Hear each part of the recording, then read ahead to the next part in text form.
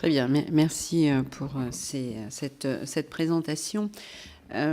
Quelques réactions et questions. Monsieur Gillet, vous avez indiqué que BPI disposait d'une palette assez importante qui finalement répondait à tous les besoins ou à un grand nombre de besoins des entreprises. Mais à un moment donné, on peut se poser la question de savoir si cette palette et si cette diversité, pluralité importante ne contribue pas à, je dirais, perturber un petit peu le fléchage que peuvent faire les entreprises.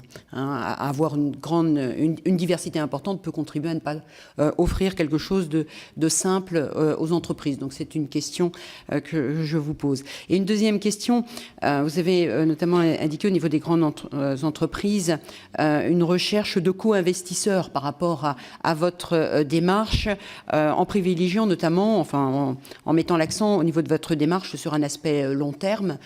Qu'en est-il lorsqu'il y a une différence d'appréciation, de durée entre les co-investisseurs que vous pouvez éventuellement trouver par rapport à l'appréciation, ce temps que vous retenez de long terme? Monsieur Finet, je voudrais vous poser une question. Au regard des demandes des entreprises qui souhaiteraient ouvrir leur capital, j'ai bien noté qu'il y en avait sur les 2 milliards d'euros, la moitié était aujourd'hui investie et la moitié non investie. Est-ce que vous pouvez nous donner quelques indications sur le nombre de refus éventuellement qui ont été donnés et quelles en sont les raisons?